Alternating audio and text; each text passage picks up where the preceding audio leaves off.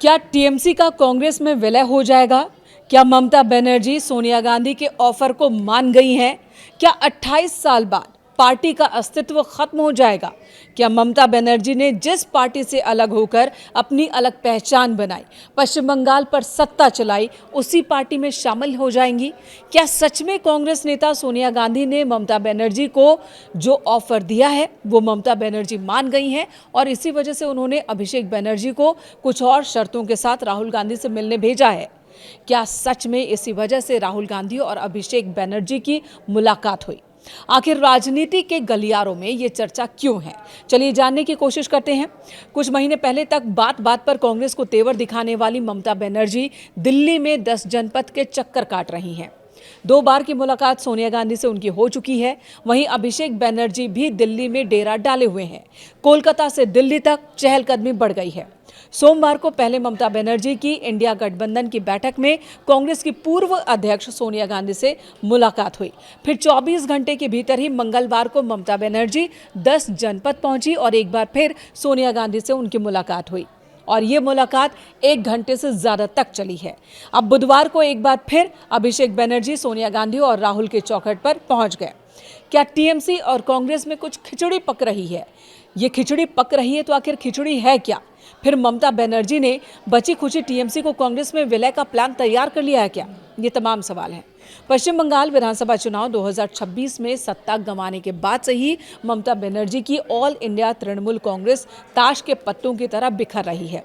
कोलकाता से लेकर दिल्ली तक पार्टी के भीतर महासंग्राम मचा है। अब एक नया और बेहद चौंकाने वाला मोड़ सामने आया है। बीते 48 घंटों में देश की राजधानी दिल्ली के सबसे रसूखदार राजनीतिक पता 10 जनपद पर जो कुछ भी घटित हुआ। सूत्रों के हवाले से क्या खबर है आपको बता देते हैं। अभी तक की खबर के मुताबिक सोनिया गांधी ने ममता बनर्जी के सामने प्रस्ताव रखा और बहुत ही खुलकर प्रस्ताव रखा। उन्होंने कहा कि अगर टीएमसी को अपना अस्तित्व बचाना है, ममता बनर्जी को अपनी राजनीति बचानी है, तो उन्हें कांग्रेस में शामिल हो जाना चाहिए। टीएमसी का विलय कांग्रेस में कर देना चाहिए, वरना टीएमसी की स्थिति आम आदमी पार्टी वाली हो सकती है। साफ साफ सोनिया गांधी ने, कांग्रेस संसदीय दल की नेता ने ये बात ममता बनर्जी के सामने रखी। साथ ही एक ऑफर भी दे दिया कि अगर ममता बनर्जी शामिल हो जाती हैं कांग्रेस में तो उन्हें कांग्रेस का उपाध्यक्ष बना दिया जाएगा और उनके भतीजे यानी कि सांसद अभिषेक बनर्जी को महासचिव की जिम्मेदारी दी जाएगी। जिसके बाद ममता बनर्जी ने उनसे वक्त मांगा कि इस ऑफर पर सोचने का थोड़ा वक्त चाहिए, ये खबर सूत्रों के हवाले से। लेकिन उसके बाद फिर बुधवार को अभिषेक बनर्जी राहुल गांधी से मिलते हैं। तो ऐसा माना जा रहा है कि अभिषेक बनर्जी के जरिए ममता बनर्जी ने अपनी कुछ और शर्तें रखी हैं कांग्रेस के सामने, राहुल गांधी के सामने, और वो सोनिया गांधी के प्रस्ताव पर थोड़ी सहमत हो गई हैं। इस तरह की चर्चा चल रही है। हालांकि टीएमसी के नेता इन बातों का खंडन कर रहे हैं, लेकिन अंदर खाने क्या चल रहा है इसे लेकर तरह तरह के कयास लगाए जा रहे हैं।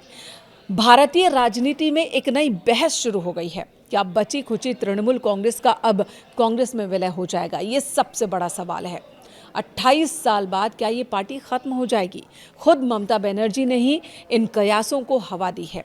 उनके राजनीतिक उत्तराधिकारी और टीएमसी के राष्ट्रीय महासचिव अभिषेक बनर्जी की सोनिया गांधी और राहुल गांधी के साथ बैक टू बैक गोपनीय बैठकों से इन अटकलों को जोर मिला है।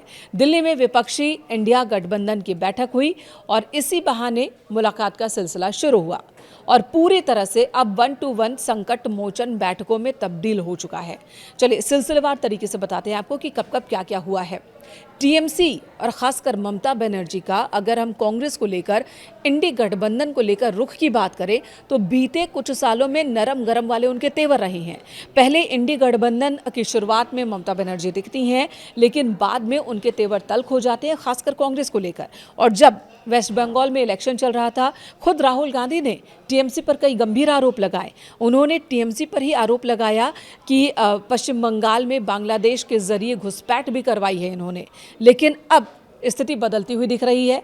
जब टीएमसी की हार हो गई है तो कांग्रेस और टीएमसी एक हो सकती है, इस तरह की बात हो रही है और इंडी गठबंधन को मजबूत करने की बात हो रही है। ममता बनर्जी सोनिया गांधी से मिल रही हैं, 10 जनपद पर मुलाकात हो रही है, दोनों नेता एक दूसरे को गले लगा रही हैं। तो इस तरह की तस्वीरें भी सामने आई। अब सिलसिलेवार तरीके से जानते हैं कि क्या क्या हुआ है। सोमवार यानी कि 8 जून को दिल्ली के कॉन्स्टिट्यूशन क्लब में इंडी ब्लॉक की बैठक हुई और इस दौरान सोनिया गांधी ने ममता बनर्जी को गले लगाया। राहुल गांधी ने बेहद गर्मजोशी दिखाई। बंगाल में करारी हार झेल चुकी दीदी के लिए ये बड़ा नैतिक समर्थन था। मंगलवार यानी कि एक दिन बाद 9 जून को ममता बनर्जी अचानक ही 5 साल बाद सोनिया गांधी के घर पहुंचती हैं 10 जनपद। तकरीबन 1 घंटे तक बंद कमरे में बातचीत होती है और ठीक इसी वक्त कोलकाता में ममता के घर पर CID की टीम दाखिल होती है। उसके एक दिन बाद यानी कि बुधवार को 10 जून को सिलसिला बढ़ता है, बातचीत का ये सिलसिला बढ़ता है। अब ममता बनर्जी की जगह अभिषेक बनर्जी पहुंचते हैं 10 जनपद की चौखट पर। उन्होंने सोनिया गांधी और फिर लोकसभा में विपक्ष के नेता राहुल गांधी से मुलाकात की और ये मुलाकात बहुत ही अहम मानी जा रही है। कहा यह जा रहा है कि अभिषेक बनर्जी के जरिए ममता ने अपनी बात, अपनी शर्तें राहुल गांधी के सामने रखी हैं। तो क्या वाकई में TMC का कांग्रेस में विलय होने जा रहा है? ये सवाल बदस्तूर जारी है। राजनीतिक गलियारों और सोशल मीडिया पर यह चर्चा बहुत तेज हो गई है कि क्या ममता बनर्जी अपनी पार्टी का अस्तित्व बचाने के लिए इसे दोबारा कांग्रेस में विलीन कर देंगी। ऐसा मन बना चुकी हैं। ममता बनर्जी की ओर से क्या शर्त रखी गई है ये भी बता दें। सूत्रों के हवाले से खबर ये आ रही है कि ममता बनर्जी की तरफ से अभिषेक बनर्जी के जरिए राहुल गांधी के सामने शर्त रखी गई है कि ममता बनर्जी को राज्यसभा भेजा जाए, राज्यसभा में विपक्ष के नेता की जिम्मेदारी उन्हें दी जाए। वहीं और भी कई बातें रखी गई हैं ममता बनर्जी की ओर से और अभिषेक बनर्जी को लेकर पहले ही सोनिया गांधी ने महासचिव बनाने का ऑफर दिया है। अब आपको बता देते हैं कि ममता बनर्जी की राजनीति, वो कांग्रेस की एक लीडर थी। शुरुआत उन्होंने बहुत तेज़ तर्रार लीडर के तौर पर किया, लेकिन 1998 में कांग्रेस से अलग हो गई थी। उन्हें पार्टी से बाहर कर दिया गया था।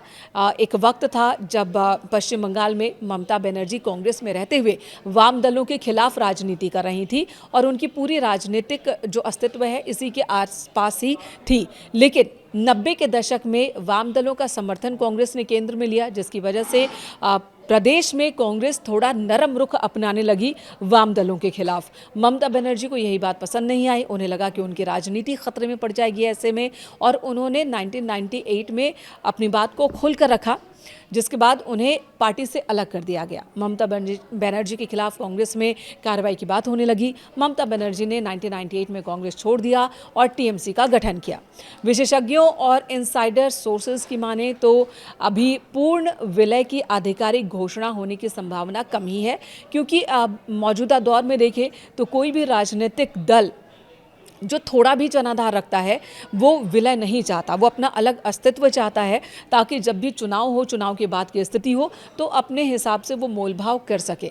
ऐसे में TMC का विलय कर देना कांग्रेस में ये बहुत बड़ी बात है, लेकिन ऐसा मुमकिन भी है।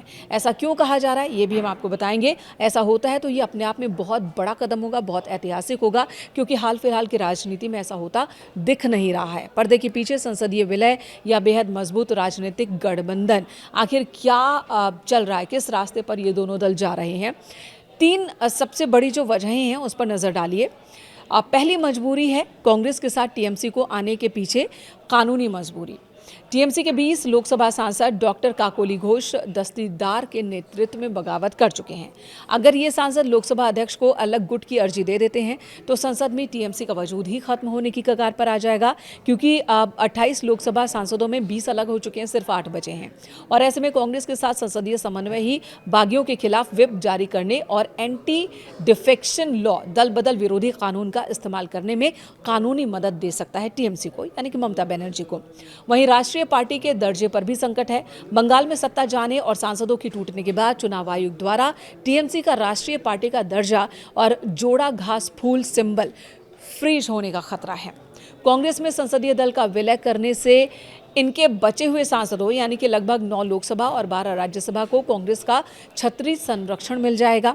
वहीं अभिषेक बनर्जी का सुरक्षित भविष्य, बंगाल में शुभेंदु अधिकारी की नई भाजपा सरकार द्वारा की जा रही प्रशासनिक और CID कार्रवाइयों के बीच अभिषेक बनर्जी अपने राजनीतिक भविष्य को लेकर चिंतित हैं। कांग्रेस के केंद्रीय नेतृत्व राहुल गांधी के साथ नजदीकी उन्हें राष्ट्रीय राजनीति में एक सुरक्षित मंच दे सकती है। ममता के दिल्ली दौरे पर बंगाल के सीएम शुवेंदु अधिकारी ने कहा कि बंगाल की जनता ने तृणमूल को पूरी तरह से खारिज कर दिया। अब वो डूबती नैया को बचाने के लिए दीदी और भतीजे दोनों ही दिल्ली में कांग्रेस के पैरों पर गिरे हुए हैं। जिस कांग्रेस को गाली देकर ममता बनर्जी ने अपनी राजनीति चमकाई, आज उसी की चौखट पर नाक रगड़ रही है।